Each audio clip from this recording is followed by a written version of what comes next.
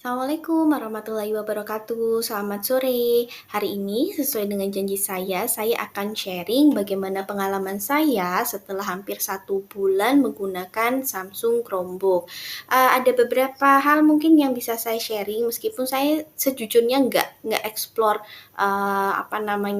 Chromebook ini setiap hari ya dalam pekerjaan saya, tapi kalau ada beberapa hal yang bisa saya sharing untuk, emak-emak di luar sana. Jadi yang pertama terkait Play Store.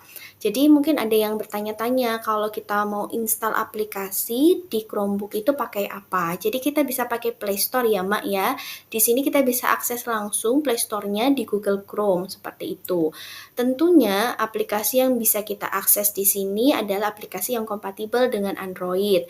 Sejauh ini yang pernah saya install adalah Zoom, kemudian yang lain apa ya? Sebentar sambil saya ingat-ingat, selain Zoom itu yang saya install yang lain adalah Office, seperti itu. Kalau yang udah bawaan dari sana seperti Google Dokumen, Google Slide, Google Spreadsheet, Chrome ini sudah bawaan dari sananya. YouTube juga seperti itu. Jadi kita nggak perlu install lagi. Tapi yang Zoom, kemudian kalau nggak salah Google Keep ini juga saya install sendiri, Office ini saya install sendiri, seperti itu. Kemudian, jadi kita bisa akses aplikasi-aplikasi ini di Play Store. Kemudian yang kedua nih yang bagian penting menurut saya terkait Google Dokumen. Karena biasanya kita udah terbiasa menggunakan Word yang dari Office. Nah, sekarang kita kalau pakai Doc gimana? Kira-kira bisa apa enggak? Sebenarnya ya, Mak ya, kalau saya lihat Google Dokumen yang ada di Chromebook ini dengan Google Doc yang biasanya kita akses di apa istilahnya semacam Google Chrome kalau di laptop biasa itu agak beda. Jadi kalau kita menggunakan Google Dokumen yang ada di sini, Google Slide atau Spreadsheet itu aksesnya bisa lebih cepet gitu loh, nggak lama loadingnya. Biasanya kalau kita misalkan buka Google Doc atau Google Sheet yang ada di di Google Chrome biasanya di laptop biasa itu kan agak lama ya loadingnya.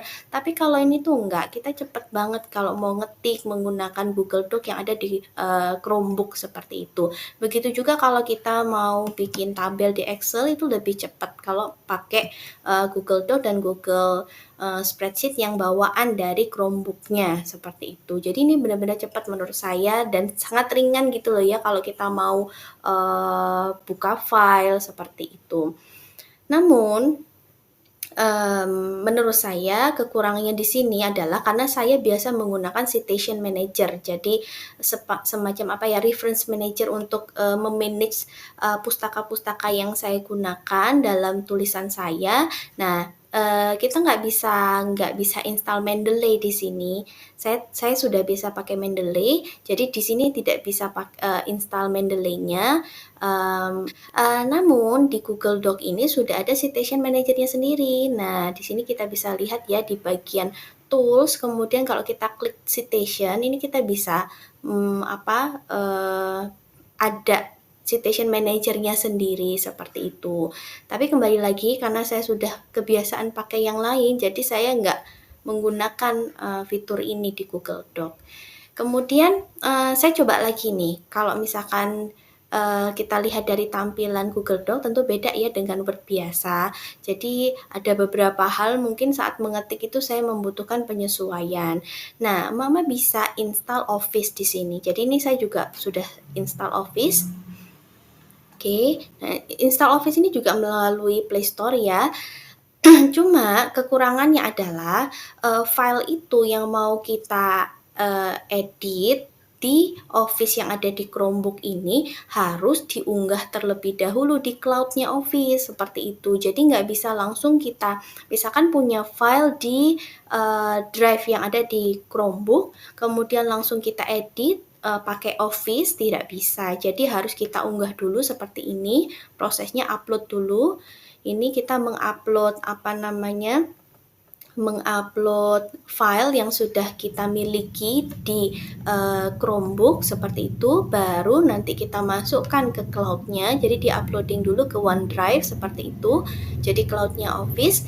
Setelah itu baru bisa kita akses untuk kita edit seperti itu. Jadi tahapannya agak panjang ya kalau kita misalkan mau mengedit file dengan menggunakan Office di Chromebook seperti itu. Tapi plusnya adalah tampilannya. Tampilannya lebih familiar karena kita udah biasa menggunakan Word ya di laptop biasa seperti itu. Jadi itu mungkin yang bisa saya sharing terkait penggunaan Google Doc dan juga Office di Chromebook. Kemudian berikutnya tentang cara mencetak atau ngeprint ya mak-mak ya. Karena kadang-kadang kita punya tugasnya anak-anak itu kan diminta untuk mencetak, kemudian baru diisi langsung di kertas seperti itu.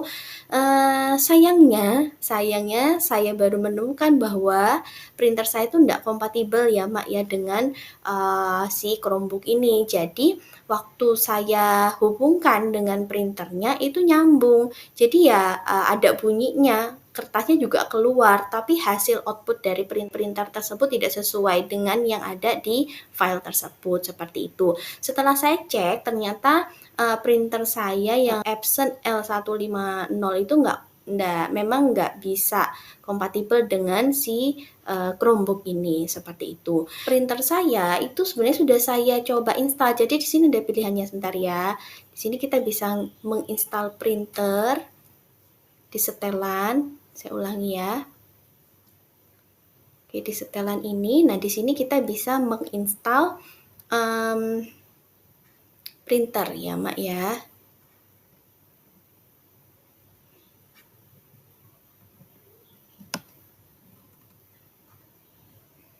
Oke, di mencetak dan memindai. Nanti di sini kita bisa menginstal printer. Di sini tinggal kita tambahkan printernya apa. Kalau misalkan nanti emak-emak sambungkan printer itu dengan Chromebook, nanti akan muncul otomatis sebenarnya ini pilihannya dia Epson atau Canon atau apa. Nah, printer saya itu muncul di namanya itu. Jadi saya bisa memilih Epson L150. Kemudian sudah terhubung, sudah masuk namanya di sini. Tapi waktu saya cetak hasilnya itu tidak sesuai dengan filenya. Kemudian saya coba searching di YouTube, ternyata memang ada yang sudah coba kalau L150 itu nggak kompatibel sama Chromebooknya. Ya sudah, tidak masalah. Berarti saya harus mengeprint dengan menggunakan laptop saya yang satunya, seperti itu. Jadi pesan saya bagi emak-emak yang memang ingin menggunakan Chromebook dan sudah punya printer di rumah, pastikan dulu apakah printernya itu kompatibel ya dengan Chromebook ini. Kemudian yang ingin saya sharing berikutnya terkait Zoom. Nah, di sini kita tuh bisa install Zoom ya, sama sih menurut saya untuk tampilan awalnya ini sama, jadi kita bisa akses Zoom seperti biasa. Namun sayangnya di Zoom yang di Chromebook saya ini dia nggak bisa pakai virtual background. Jadi nggak ada pilihannya untuk virtual background-nya seperti itu. Kecuali kalau di Google Meeting ya, nanti saya perlihatkan. Kalau di Zoom kita nggak bisa pakai virtual background ya, Mak ya. Itu minusnya. Kalau tampilan dari layar awalnya sama, ada tampilan untuk audio, video, kemudian kita bisa breakout room, masih bisa share screen, juga masih bisa chat juga. Nah, kalau untuk chat ini sama seperti di HP. Jadi kalau misalkan ada file, misalkan ya di-share melalui chat, itu nggak bisa muncul di sini. Jadi kayak di HP itu kan gitu juga ya, kalau ada file yang di-sharing di chat, seperti itu kita nggak bisa unduh. Nah, unduh ya Mak ya. Tapi kalau link aja bisa. Jadi kayak link presensi yang di-share di kolom chat ini masih bisa kita akses. Tapi kalau ada file yang di-share di kolom chat yang ada di Zoom, itu kita tidak bisa akses.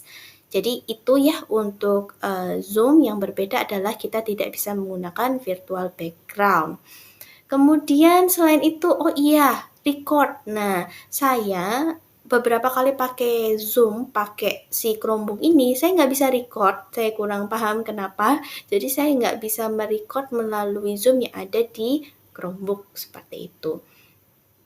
Silahkan mungkin nanti kalau yang netizen lain menemukan caranya bisa sharing ke saya, tapi saya belum menemukan cara record untuk Zoom yang ada di Chromebook. Kemudian kalau terkait Google Meet, nah kalau Google Meet tuh menurut saya lebih bagus, artinya dia masih bisa buat, ini Mbak, bisa pakai virtual background. Malum ya, kadang-kadang tuh kan anak-anak tuh seneng kalau pas Google Meet di, sekolahnya terus, ada, virtual background-nya. Nah, kalau di mana namanya, di Google Meet-nya Chromebook itu bisa. Jadi di sini kita bisa pakai pakai um, pakai virtual background. Nah, jadi ini ya, ini saya tutup dulu kameranya. Tapi intinya kita bisa record. Nah, ini kita bisa record, kemudian kita bisa apply visual effect-nya. Jadi kita bisa pakai apa namanya? Hmm, bisa pakai virtual background. Jadi ini ada beberapa pilihan virtual background yang pasti anak-anak seneng ya kalau ada virtual background yang lucu-lucu seperti ini.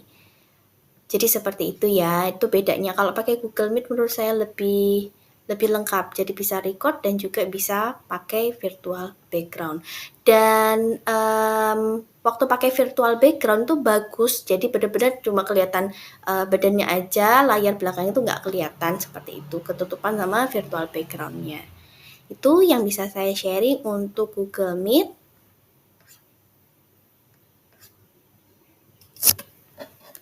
Kemudian yang lain yang bisa saya sharing, tadi sudah Zoom, sudah Google Meet. Oh iya, terkait Zoom dan Google Meet, saya nggak tahu kenapa beberapa kali itu saya pakai Google Meet dan Zoom itu kalau pas audionya dinyalakan, jadi suaranya dari pesertanya itu apa unmute semua ya, artinya nyala semua, itu suaranya ganggu banget, jadi kurang jelas suaranya seperti itu. Kalau posisi audionya dinyalakan semua seperti itu. Tapi kalau cuma 1 orang, 2 orang yang ngomong aja masih bisa kedengaran jelas. Tapi kalau udah banyak yang ngomong itu benar-benar kurang jelas seperti itu menurut saya dan agak mengganggu suaranya seperti itu. Kemudian pernah juga sih waktu saya akses Zoom seperti itu sempat hang dan itu lebih dari 1 kali, saya nggak tahu kenapa. Kemudian beberapa kali juga waktu menggunakan Zoom itu ada tulisan yang artinya proses yang bekerja di Chromebook ini cukup berat seperti itu sehingga mengganggu performa dari aplikasi yang berjalan. Intinya seperti itu. Nah, saya nggak tahu kenapa, apakah mungkin terlalu berat aplikasinya atau bagaimana. Baik, jadi kesimpulannya nih, kalau menurut saya, dari sudut pandang saya sebagai emak-emak, untuk Samsung Chromebook tipe ini tuh kids friendly banget ya. Jadi anak-anak itu bisa dengan mudah untuk mengoperasikannya. Dari segi startup prosesnya cepat, jadi anak-anak akan mudah untuk mengawali menggunakan Chromebook ini, tidak perlu minta emaknya untuk nyalakan. Kemudian di awal itu kita bisa setting, Mak. Jadi kita bisa setting lebih dari 1 akun untuk satu Chromebook. Jadi misalkan akun emak, kemudian satunya akun anaknya. Nanti anaknya kalau mau mengoperasikan Chromebook ini bisa menggunakan akunnya sendiri. Jadi tidak buka-buka file atau mengganggu file emaknya seperti itu. Kemudian berikutnya menurut saya plusnya dari Chromebook ini, dia bisa langsung synchronize dengan Google Drive.